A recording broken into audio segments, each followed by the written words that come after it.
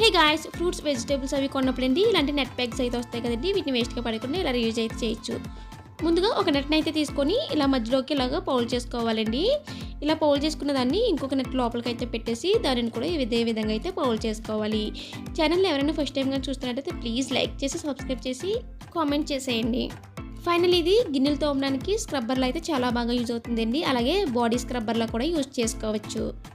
ఎక్కువ నెట్ ఉంటే కనుక అండి ఇంకొంచెం దలసరిగా అయితే ఈ స్క్రబ్బర్ అయితే వస్తుంది. నెక్స్ట్ టిప్ వచ్చేసి ఇంకొక నెట్ని అయితే తీసుకున్నానండి. నెట్ని ఇలాగైతే పౌల్ చేసేసుకుంటున్నాను. ఇలా పౌల్ చేసుకున్న తర్వాత అండి మధ్యలోంచి ఇలా థ్రెడ్ని అయితే కట్టేసుకోవాలి. ఇలా రెడీ చేసుకున్న తర్వాత అండి చివర్లో కూడా కట్ చేసేసుకోవాలి. ఇలా అయితే రెడీ చేసుకోవాలి. ఇప్పుడు వీటికి స్టోన్లెస్ ఇంకా కుందన్స్ని అయితే అంటించేస్తున్నానండి. ఫైనలీ మనం దీనిని హెయిర్ బ్యాండ్లో యూజ్ చేసుకోవచ్చు, అలాగే హెయిర్ క్లిప్లో కూడా యూజ్ చేసుకోవచ్చు అండి. మరెన్నో ఇంట్రెస్టింగ్ టిప్స్ కోసం ఛానల్ని లైక్ చేయడం మాత్రం మర్చిపోకండి. అలాగే సబ్స్క్రైబ్ చేసుకొని కామెంట్ సెక్షన్లో కామెంట్ చేయడం